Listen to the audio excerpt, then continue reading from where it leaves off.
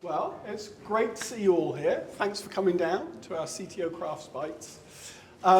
Firstly, a big thank you to Plandec, who have provided all the drinks and pizza this evening. Absolutely.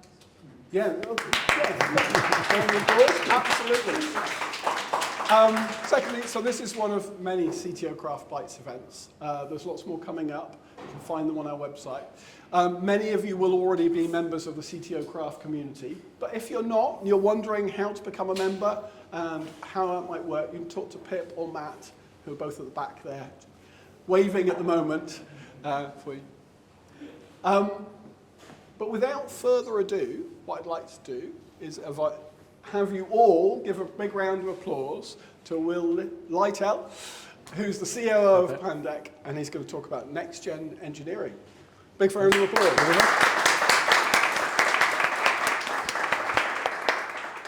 Thank you, everyone, for having us tonight. And I will admit, between myself, Gareth, and Pranav as a part of the team, we've probably eaten half of the pizza, so I do apologize if we're running low on it.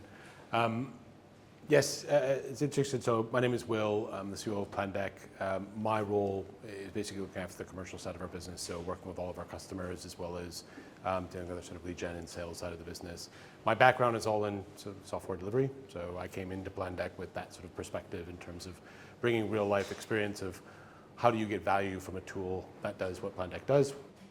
We're not going to speak a lot about Plandec, but if you can excuse us for about 30 seconds, I will give a shameless plug just so you can understand the context of what is Plandec and why we feel the right to speak about this stuff tonight. So we're a UK-based, London-based, in fact, we're just based over in Southwark. We consider ourselves what's within the more recently termed software engineering intelligence space. So basically run a SaaS platform. That SaaS platform connects to a variety of the different tools that software delivery teams use, from code repositories, pipelines, workflow tools, monitoring tools, et cetera, extracts the metadata and provides a visualization layer so that you can understand the end-to-end software delivery process. Okay. We like to think that we provide insights, meaningful insights everywhere from the team level, which is kind of really core of what the focus of what we do, all the way up through the organization to the C-suite. And that's it. So we're not going to talk any more about Plandec today, although I will drop a couple of nuggets in there along the way. But if you do have any questions, feel free to ask myself and as well Gareth and Pranav, who are on our team back there. I'll be happy to talk to you at some point. Today is about engineering. And I say next-gen engineering is, we look at a lot of the conversations we're having today, and a lot of focus, particularly in 2024 and continuing into 2025, has been around this concept of developer productivity, right? What's driving this ultimately is we can see the cost of capital remains very high, so investments are slow, even though they are picking back up. The growth in the economies are quite slow, so even though we are seeing some of the markets pick back up, G7 is still only projected at about 1% growth of this year. And of course, as we all know, there's a lot of geopolitical uncertainty. A lot of that is driving down confidence in CFOs, which means when it comes down to how do we invest our budgets over the next year, a lot of that is limited in terms of what's being available to technology. We see the same thing in our customers. So of a straw poll, essentially, of the customers that will share this information, 19% of our customers currently have cost freeze going into 2025, and about 31% of them, 19% are actually looking at cost reductions, 31% are looking at cost freezes. Only 6% of the clients that we've spoken to have said that their 2025 budgets are actually increasing as they look for further investment. So the big question is around how do we get more with the same amount or even less? Anybody in the audience here, I guess, straw poll, has anybody had that conversation recently around how do we get more with less over the last, let's say, 24 months? Okay, and go ahead. Okay, fine, so it's pretty unanimous. In the context of that, Gen AI tools, I think to a certain extent, rightfully so, have been marketed very effectively as part of the solution to this, as a critical tool to enable developer productivity. Many of you would have seen Dora's report from last year that looked precisely at this, and they could not validate the findings, certainly not at the team level or the product level. They did find that Gen AI tools, as they're being used, certainly help to avoid burnout. They increase developer satisfaction, but organizations were not seeing the translation to actual value delivery and the promises that essentially are being marketed out of the thing. Why is that? I don't have to tell this audience this much, but software delivery is complex. And GenAI can be effective and applied at a certain task. But optimizing how a task is orchestrated doesn't necessarily translate to the overall delivery of value. So today, we're going to talk about how you begin to think about, right, and define productivity. How do you then look at how we start to measure the impact that GenAI is having on the software delivery process? And lastly, we're going to take a look at some of the research that we've done with one of our partners, one of our customers, Visma. You may know Visma, a very, very large Scandinavian company. I won't go into details of them, but we worked with about over 20 of their companies, and we'll go into some of the details of the results that we saw, where it had an impact and where it didn't have an impact. So how do we start to define productivity in R&D? This is a tough question because when you are asked, how are you going to be more productive? It's not as simple as saying, well, you just do more tickets, or you just do more PRs, or you just spend more time writing code, or you write, God forbid, you write more lines of code, right? Simply put, I like to step back on these things and think, how do we find a frame that very simply simplifies the question we're trying to ask? Good software delivery is really about delivering the right things at the right time in the right way, okay? You need data to be able to help you understand how your time is being distributed, how much of our time is being focused on value add versus things like keeping the lights on or dealing with compliance and regulatory type issues. How do we minimize the amount of work that we're spending not aligned to value enabling work? Time, milestone focused, managing of scope, planning and executing. Teams that are effective at delivering on time have the core competency of being able to plan and execute directly into their DNA. And then the right way. And this is a lot of kind of where we sit.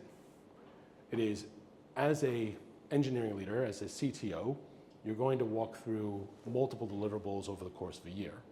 Fundamental to all of that is making sure that you have a strong, good core competency of delivery, that as you pivot as a business, you know you have an underlying team that can actually continue to work at a high flow.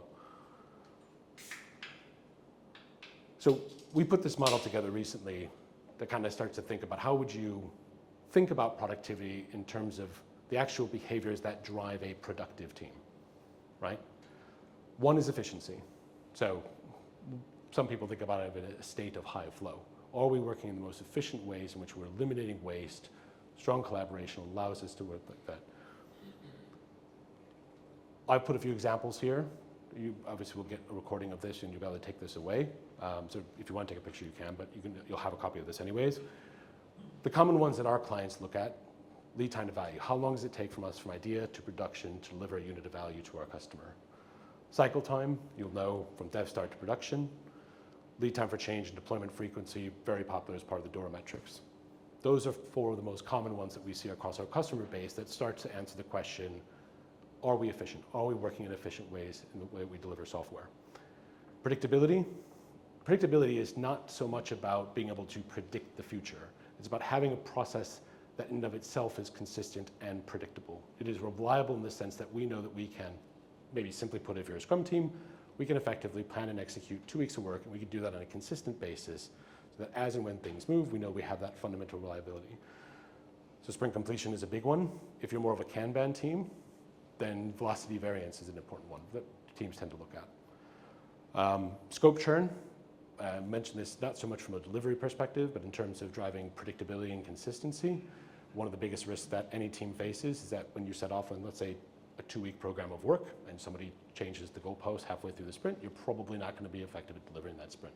So having the ability to manage scope churn on a regular basis is, again, a fundamental part of who you are, is important at driving predictability.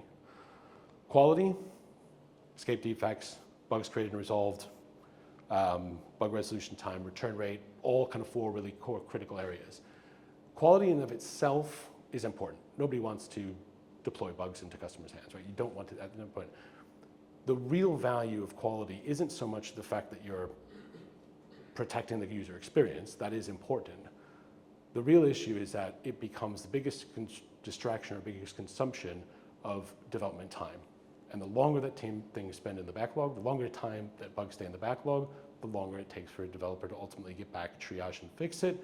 therefore a higher proportion of the time that that team has to spend dealing with those. So a team that's highly responsive is able to demonstrate they're able to react quickly, spend the minimum amount of time, and then move on to the things that are more important to that team. And then focus. This is a key one, and I've seen this more and more in teams. It's not just about are we focused on the right things, but it's operating in focused ways. One of our big clients demonstrated this really very well to me recently when they set actually a WIP limit on epics. They said we're not going to work on no more than 2 epics at the same time, and that's how we're going to drive this. And that single act of focusing, didn't matter what they were focused on, if they were working on staying focused, drove the biggest change across all of the other metrics that they had ever seen in their organization, just by saying we're going to just focus on delivering 2 things.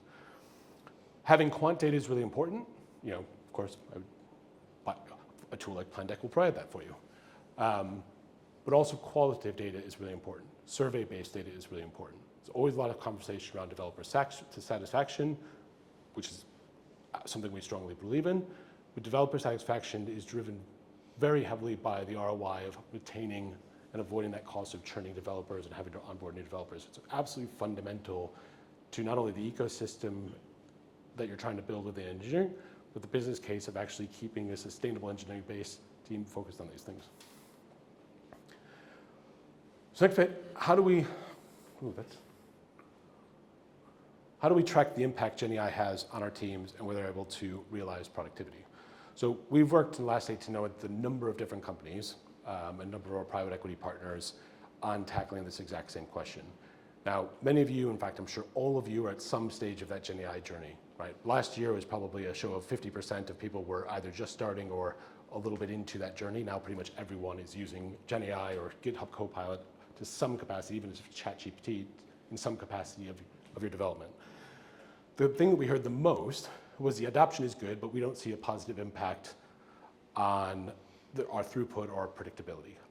Those key measures at a team level or at a product level, we're not seeing it tick those boxes, which is something exactly that the DORA report reiterated. Junior staff seem to love it, far more senior developers tend to revert directly back to familiar tools. And lastly, there's an increase of what they called subtle bugs that we're seeing in our code.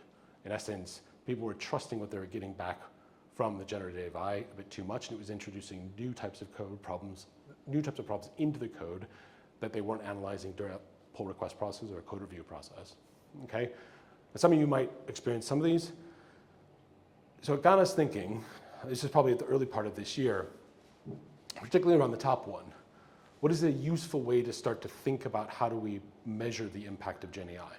And so we came up with a model. This is not like a model, it's a nice way of being able to think about when teams start to adopt and use GenAI, you're going to see certain changes in the behaviors that are specifically related to the execution of said tasks. We call those direct impact metrics, right? These are things that if I start to, use it as a general part of the AI, then it might help me with some of the aspects of the pull request process. It might help me manage some elements of the unit test documentation creation, right?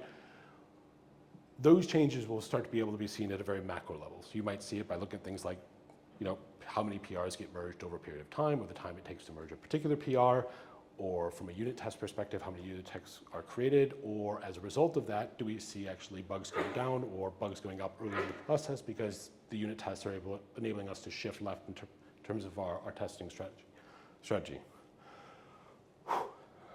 Value drivers is the other thing. That's the thing that everyone was sort of expecting to measure. So if you go back to this point here, everyone was kind of looking to see how is this going to fundamentally change the way that we deliver software as a team. It's the wrong question to ask. You will start to see the adoption have an impact in the direct impact areas, aligned with the use cases and how people are using it, but it will not necessarily change your value drivers if the reason that's slowing you down has nothing to do with how GenAI is being deployed, right? Common example is, look at a common development teams, and things might be slowing down through the QA process, okay? If you're using QAs, though. Common reason for that is QAs aren't being involved early enough in the process, right? Or QAs are under capacity, and therefore they don't have the right time to prepare, so that when things hit there, they end up queuing up for them. GenAI is not going to fix that problem, right? It could actually help a little bit with the unit testing, which could mitigate some of the risk and some of the scope that they need to test, But if you're doing new feature development, QA still plays a role in which unit testing and automated test scripts aren't going to necessarily cover those cases. So it's important to be able to track the value drivers because it gives you a broad picture and it helps you to identify areas where GenAI may be able to influence and may not be able to influence it directly. We'll talk a little bit about this in a second in the context of Visma, but a very simplified way of being able to think about this that we've done in terms of measuring productivity gains is thinking about a correlation between throughput and cycle time, essentially how long it takes to do a said thing over a particular time frame. And we'll look at that right now. So earlier this year, we collaborated with Visma.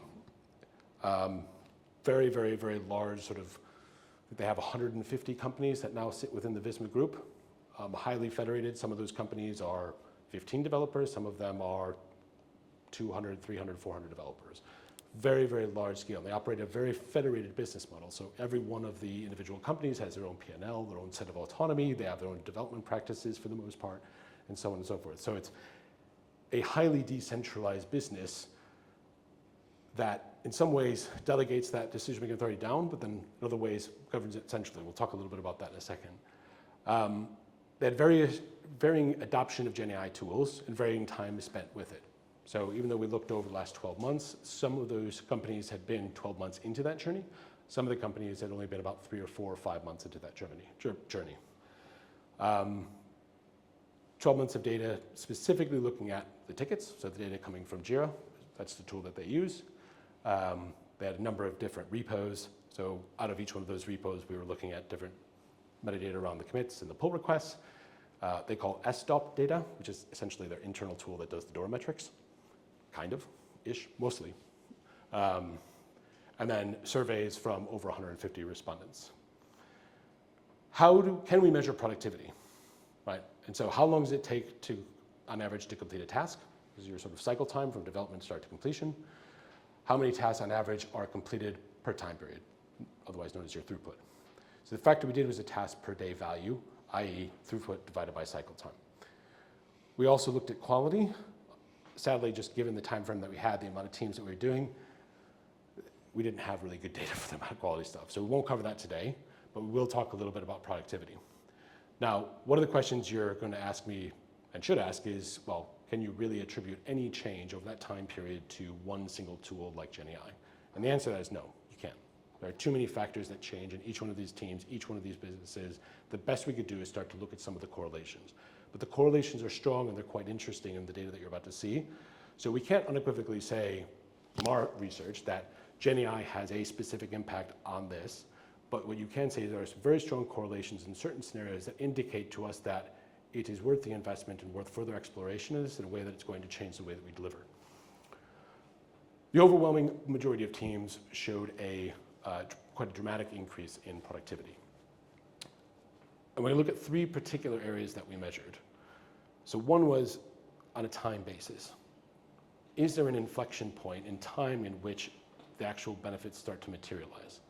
What we found is that the way that we ran the research, so a team would start using the tool. The first quarter was basically an adoption period. So we didn't really measure what they were doing. We gave them a quarter to learn the tool. Then from the second quarter, we tested. And what we saw that after 6 months, for every single company that went past the 6-month mark, they had a huge inflection in productivity. The productivity quotient that we measured, that I showed you before, throughput divided by cycle time. Okay, now, disclaimer, the correlation is very weak. At the end of the day, we're looking at 20 companies, over 30 teams, only certain ones that were at a certain part of that journey, okay? So I'm not going to say that I guarantee you're going to get a 250% increase after 6 months. That's bonkers. The point being is that there's a very interesting correlation with, at that point in time across all the teams, they all showed a very noticeable increase, improvement in how they were. Part of it was the amount that they were delivering it, part of it was the speed at which they deliver it, which is what drives that number to be so high. Second is the adoption rate, right? In teams where the adoption of the GenAI tool was below 60%, you didn't see a noticeable uptick. So let's say you've got 10 developers working in a particular product area, 2 or 3 of the developers using it, those teams never saw a real benefit. But where that number was more than 60% is where you would start to see a real inflection, which kind of makes sense. But it does show an important that if with a lot of customers that we've worked with, that sort of sense of exhaustion, sort of, yeah, we tried it out, we didn't like it, so we reverted back to how we worked before, is supported by that previous metric as well as this one, which will show you that actually if they would have been a little bit more patient, applied a bit more consistency, roll it out across the team, they would have started to see the benefits. And then lastly was the rated importance, right? It seems like a silly thing to measure, so of course if you deemed it important, then it was going to be productive, and if it was productive, then we do deem it important. I think what we saw here, especially in the responses of the data that we collected, was when there was an energy and a commitment, right, to explore it, to explore the limitations of it, to understand its faults, to understand where it helps, where it doesn't help, right, is where teams could then, after the period of 6 months, actually start to get some value out of the tools because they learned how to make it operationally useful for them. For me, this is more of an indication of commitment than it is a reflection of what happened with the actual GenAI tool itself. So where do they find the GenAI tools most helpful? Number one was learning new skills. By far, just the ability to learn and understand and engage with a new set of technologies was the number one factor that people, number one benefit that people said coming back. Number 2 and 3, not going to surprise anyone, writing tests is always a favorite because nobody likes documentation and no one likes reading tests. So anything that helps me do those things faster and not have to spend much time in it are going to be a big prize. And then obviously the writing code base itself was a big factor. Some of the key themes, so responses, kind of in line with what we talked about before, was positive experience with GenAI tools in writing code and tests, where the tools have provided suggestions that made it easier to write better code, as well as to write unit tests faster.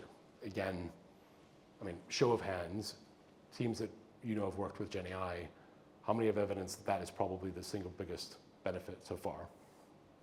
Yeah. The caution in tool usage. I think this is a real key differentiator between the teams that were very invested from an importance. How important is this tool? Because those are the ones that really explored it and tested these limits.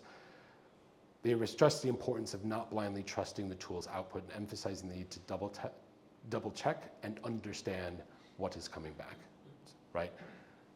Junior developer, and I don't want to sack off junior developers, but junior developers tend to love the tool because it becomes the ultimate cheat code. But where they are in their journey, they're often, for a variety of reasons perhaps, not able to analyze and understand why the response that they're getting back isn't an appropriate thing, right? So it is really important on that point to keep them up for it. And then users, experimentation and learning. The biggest thing was try and experiment. Don't rely completely on the responses, don't rely completely on the output, but notion of practice and whatever copy results circulate on understanding them, right, basically what I said a second ago. I think that's pretty much time, so I'm going to jump to the end here. So key takeaways. From a productivity perspective, establish a framework for improving productivity, one that I would suggest focuses on efficiency, predictability, quality, and focus. Differentiate where GenAI has a direct impact in the ways that you work versus the ways that it may or may not be influencing your value drivers. Have a framework that allows you to measure and distinguish between both. But ultimately, it's important to be able to measure and distinguish between both because, as with many of the teams, GenAI is a tool that can help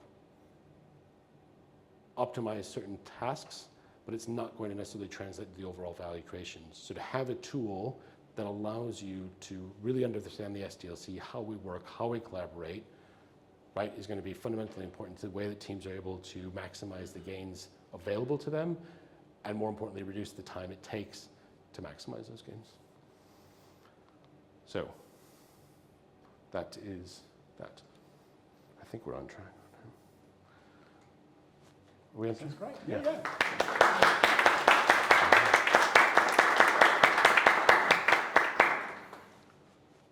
Any questions, any comments? Yes, so when you were looking at the stats for the GenAI stuff, so I read a report a couple of days ago, possibly from a competitor, won't mention their name, and they were saying that there actually wasn't much of an appreciable increase in productivity from using GenAI. So I read through the whole report, and at the end of it, one of the caveats was, well, we didn't actually check whether the engineers are even using Gen AI, right? So how much, what kind of confidence do you have from the research that you've seen done in the use? Is it just kind of just Copilot, just kind of like doing autocomplete on steroids, or is it more than that, or is it generating actual code or doing some refactoring? Is there any way of actually measuring that? I mean, not particularly, other than asking the engineers themselves. It's a bit of both. It's a really good question. The fundamental problem here is attribution, right? And it's attribution, so how do you understand how Gen AI is directly influencing things? If the thing you are measuring is overall productivity, and overall productivity relies on a lot more than just a single test execution, then the answer to that question is actually really complicated. I'll give you an example. So I don't know if it was the same study. There was definitely many studies that have been written on the same thing. And usually the argument around the study is we asked a pool of engineers, some with the help of a Gen AI tool, some without the element, to do a task, a well-defined, very simple task. And those who used the tool could do it 20% faster. That's not how software engineering works. At no point in time do engineers just get a very well-defined, simplified task that they just have to execute over and over and over again. I mean, maybe that's how your teams work. None of our teams have ever benefited from that sort of simplicity, right? Productivity, and I guess the argument that I try to make with the framework is productivity is a result of multiple things. But underneath all of that is the reality that it is a team that is delivering. It is not a single individual executing a particular task, which then drives the productivity of a product. When you think about how we build features for Plandeck, right? We have a team, we have a product owner, we've got developers, we've got a QA, we've got an SRE team, we've got all those things, right? And they all have to work in collaboration to build our product, right? To build new features. Do we use Gen AI? Yes. Does it help with unit tests? Does it help with documentation? Yes. Does it help with certain aspects? 100%. Does that mean that it's going to unlock productivity? Maybe. And the reason why maybe is because it does depend on why the team is, say, slow, but what the challenges the team have in the first place. So if the team, let's say, is fully optimized in every way with the exception of unit test creation, then yes, you'll see some significant changes because that's what it's optimizing for. But in most cases, it's much more complicated than that. So will it have an impact? 100%. It is definitely having an impact already today in many different ways in our customers. We don't sell Gen AI products, by the way, so I have no skin in the game on supporting it or not supporting it. I'm just what I'm saying. When I work with a client, I think the biggest thing they ask is literally the question that you just asked me, which is why can't I see us deliver faster and more? It's well, because it's not just about that thing that Gen AI is. That's part of the puzzle, but you need better ways of understanding, do we have the optimal flow as a team anyways? Do we have the right handoffs? Do we have the right collaboration? Do we have the right knowledge in the code base? Do we have one developer is hoarding all the pull requests rather than spreading out that knowledge and getting multiple people? I mean, there's so many different layers of ways in which drive teams to be inefficient. Gen AI is going to help with some of them without a shadow of a doubt, but it's not going to help with all of them. That's the worst woolly answer I can give you. Sort of it's the ultimate "it depends" answer. I'll go this way. Hi. Hi. So I'm a big believer in PRs or bi-directional learning tools. So keeping my clear bias in mind there. You mentioned that for junior developers, often they don't understand why Gen AI might be doing something good or bad. So I'm just wondering if you've seen anything other than some of the obvious pairing and swarming on tasks. How would you recommend making sure that the junior developers actually get learning from this rather than just, oh, Copilot did it for me? Well, I think whether you use pull requests or some other form of that, having a forcing function there to engage a more senior experienced person to look at that code base and then have that knowledge exchange back, I think is fundamentally important. So bi-directional learning in that context is really, really important. It's something you kind of should be looking for anyways in terms of distribution of knowledge to mitigate risk anyways throughout the pull request process, so you make sure you don't have individuals playing too big of a role. And I think it falls directly into that initiative. think it's, again, I don't want to be unfair to junior developers. I feel like when I say this, it's going to sound awful, but like, that's kind of what you would expect. You know, if you're giving somebody a cheat code to be able to get through something quicker, right? Especially since they are probably going to be a little bit more effective from a generational perspective in mastering prompt engineering, just in the way that you interface with that technology, than say maybe certain other developers. I think the propensity to have that issue is going to occur more and more. I think if the senior developers are aware of this, this is why, in some ways, when people start to adopt the tool, they will slow down first. And the reason that they will slow down first is because precisely this point, you're starting to create issues, and that those issues are either going to create quality problems because nobody's checking it. Suddenly they see the quality issues, they spend more time checking it during the pull request process.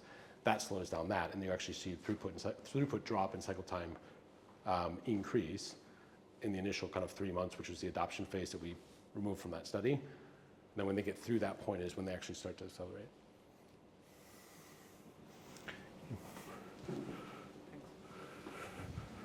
Hi. Quick presentation, by the way. Do you have any data on the number of bugs that were raised during the evaluation cycle? You mentioned the slide bugs, because I'm curious, maybe the amount of tasks that were completed was more because maybe they saw bugs. I don't know if you saw any correlation or. Yeah. So it's a good question, and for full transparency, this is a bit of a dirty research. This was a bit of dirty research because yes, there were 20 companies. Yes, there were 30 teams. So there's a good data set to work with, but how you correlate a lot of this information is actually a very small data set. The quality set, the bugs, was actually even less. So unfortunately, as we went through this journey, we had enough in terms of the types of teams and what they were working on, of the other elements to look at from a quality perspective. We almost had to throw away considerations for it. It didn't have much of an impact, or positive or negative. So I do have the data, I don't have it here, but it is like the ultimate anecdotal of anecdotal data, which is why we kind of said, okay, we'll come back to that and focus on it later. Tom, unless you do. I wasn't sure if the question felt a little bit more tautological. It was more of a... That's never a good start. I was just wondering if this becomes like a question of correlation versus causation. Are you, what this analysis does? Is this actually bringing out the showing us like who are the more effective engineering teams rather than the tool itself being that much more of an enhancer? Yeah. So it's a very fair question. I think one thing, because I don't want to get sidetracked too much with it. So what was the original hypothesis for this research, right, is an important question for us to go back to, because the original hypothesis was, not the actual hypothesis, but the context leading to the hypothesis was, on one hand, GitHub is saying this is going to change the world, Microsoft is investing billions, on one hand. On the other hand, a lot of research is anecdotal at best, or as Dora was saying when they did their surveys, it's not having an impact at all. So we as a business, is there a case for us to invest or continue to invest? So the bar is a kind of not one that's what is the actual impact of it. It is there enough of a correlation for us to continue down this journey? So what they were looking for, which is why I think when we ran this, the fact that the correlation coefficient is so weak, right, which is the right point to look at there, was okay, because they got enough evidence from this to then continue down that journey of saying, okay, well, we're seeing enough in the data to suggest to us that it is going to make an impact. We can't say exactly what it is. We can't attribute certain things to this or certain things to that. They're still continuing to do research, a lot of qualitative research, a lot of feedback. Obviously, they use the data from the tool to also back part of that up. But I think to answer your question, I don't have a good answer to the correlation versus causation. I think it's very difficult to attribute certain elements of what improves, because you can't control the environment.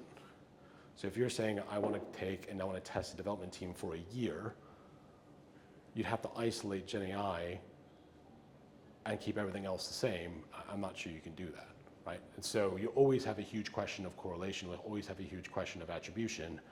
And I think depending on the question you're asking is probably okay, because the investment of itself is not particularly great.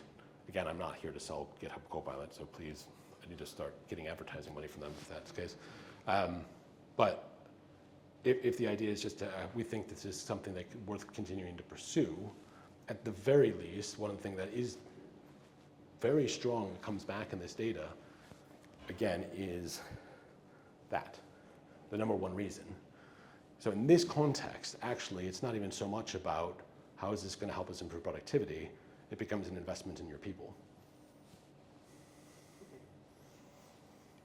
Yes?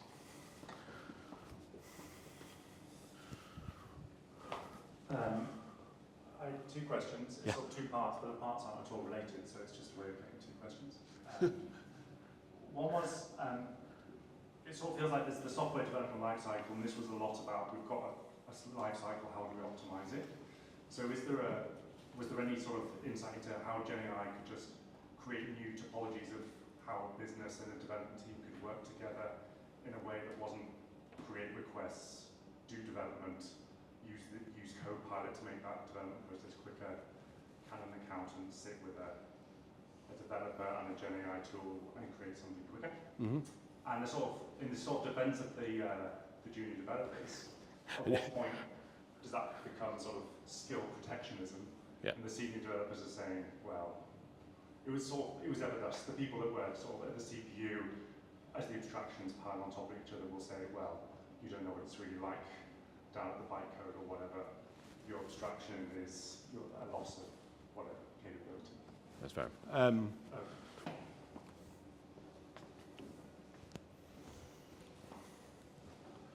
So on the first question,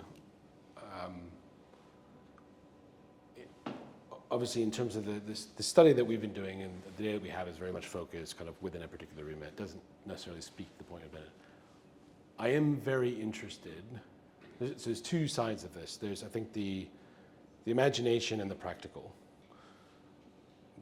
The imagination, you've seen certain tools that are developing core competencies where you could go from design to website and it will kind of fully create a React website from you from a basic Figma design, right? You've seen there's a lot of tools that are integrating with that.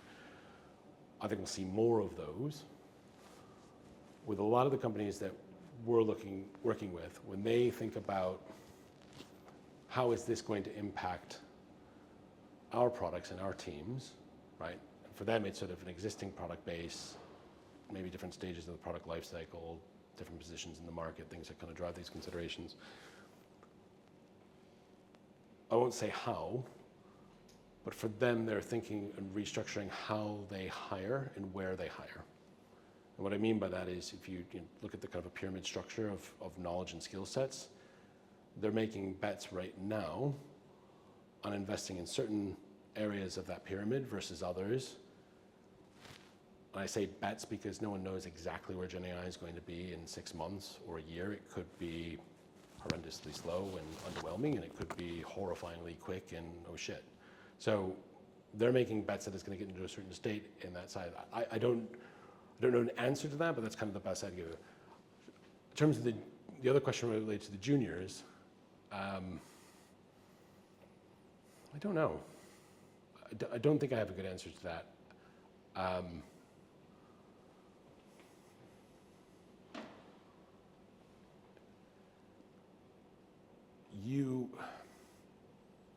To scale any capability, you need a balance of knowledge and time, right?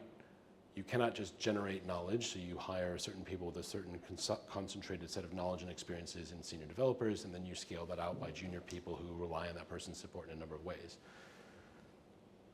My hope and expectation in some ways is that people hoarding knowledge or positioning themselves at a certain level will make themselves redundant because they will slow down that team significantly because they will make themselves a single point of failure in terms of knowledge and communication. So everyone will rely on that one person. Not all organizations know what that is, know who that person is, know how that impact is. We've actually got a metric for that, sorry. But there are ways of visualizing that impact. And I don't mean the shameless plug, but there's a thing in Planect that allows you to get a network diagram of the individual interactions within certain areas of your code base throughout the pull request process. So you can visually see who is more responsible for certain activities, and that could be a representation of poor knowledge distribution. It could be what you're talking about in terms of making somebody making themselves become too important, too fundamental within that system. I hope that as some of this knowledge becomes more proliferated, and more people start to understand what does our SDLC look like, what do certain portions of that look like, how is knowledge being distributed, how does that impact the process. We'll be smarter in 5 years or 2 years or 1 year than we were 5 years ago in terms of understanding that. Before it was like, I don't know I think I know who it is that kind of understands that area of the code base, and oftentimes you do, but how do I translate that to an impact? How do I put that person on a program to distribute that knowledge? How do I bring new developers into that mold so that knowledge does become disseminated and distributed and improves how we deliver as a group? I'm hopeful that that will become more of the common lexicon of conversation, and then people who do revert back to that kind of a model, you'll either have a scenario where they become obsolete because they slow the team down the product area too much, or GenAI picks up for the junior developer and can do more of the common basic tasks, which is also quite scary, because then you kill the actual growth and maturity model of somebody to go from a junior to a senior if it becomes only senior, and you wipe out the actual structure of people going up through that. Does that make sense? I don't know why I just got like super paranoid, but yeah, that was, so it just took a real turn for the dark. Yes? Thank you. First, just an observation. I think the GenAI is here to stay. And, you know, I'm monitoring like shadow IT in my organization, and it's every day I see people, not from the tech team, use some new weird .ai tool, and I think it's just people have to embrace it, especially non-tech organization enterprises. I think they'll go through the same cycle that they went through with the BYOD, where they were restricting people from bringing devices to work. Now they're trying to restrict people from using GenAI because it can leak data and so on. And I think the only way is just to embrace it. It's developing at such speed, and obviously people use it for a reason, that it's helping them being efficient. But the question I want to ask is actually something different, not related to GenAI. You started from the observations about the hiring and the budget trends that we're seeing, especially the reduction of budgets. And I wanted to ask a question about, so especially when you're facing a reduction in the team, which I had, get into conversations about, you know, what is the budget, what is a sustainable budget for the team, what is the ROI of R&D, and all those other things. And the question is, how can your tools that you build and metrics that you build in your tools help CTOs manage up to the CEO level, to the board level, probably, to explain the value that the team is bringing and the trends that the team is going through? Sure. So, great question. And actually, the topic of our next CTO craft in November is precisely on that. I'll try to give you the short answer of it. So, let's not go down the route of you need to be able to educate and inform the board in certain aspects of software delivery and how we deliver value. What the board ultimately cares about is the so what factor. So you've got to be able to find an effective way of being able to communicate how you work with what you enable, right? So I won't go into how the product helps you do that specifically. Happy to give you a demo. But I think it is really important that you are able to always answer the so what question when you're presenting data to that particular audience, because they don't care what your cycle time is, right? They don't fundamentally understand it. I mean, they do understand it. It's not that complicated to understand, hey, you know, there's a car manufacturing process. You have a start, you have an end, and the faster you get through that point in time with a certain quality, that's a good thing. Software engineering is no different. The question is so what? So how does faster cycle times enable us to deploy more frequently? How does deploy more frequently actually increase our engagement statistics or NPS scores or revenues that we're seeing, MRR, ARR, whatever it needs to be. The important thing is to draw that correlation so that the so what can be answered. I won't go into how our product does that, but there are products out there that will help you down from the team level. I think the role that tools like Plandeck play is it's educational in the sense it helps people understand where to start. So a lot of customers we work with, they've been doing Scrum for 10 years, and if you ask them, how would you measure what good Scrum looks like, they cannot answer the question. So part of it is educational, and that process moves up through the organization from the team level to the product level. It helps you to identify what are the core, we call them North Star metrics, but what are the core patterns of behavior that are going to drive the outcomes that you want from an engineering and delivery perspective. So we want to be more efficient, we want to be more predictable, we want to maintain focus. And it's taking those data points and correlating with them with the so what. Ultimately, at the end of the day, from an investment perspective, as dull as it sounds, people are going to look at things like your R&D costs versus your product revenue.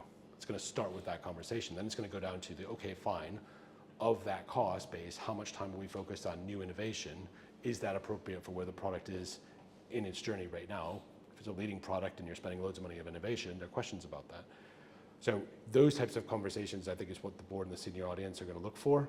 But I think it's really important on the so what side, the business KPI, we were talking about this today actually with somebody, is when you're looking at things like the core metrics that drive the business, having that actually available and visible to the teams, or at least the product areas as they're building, are really, really important. Because, again, I'm sure nobody's teams are like this at all, but the miss rate or the hit rate with features is really poor.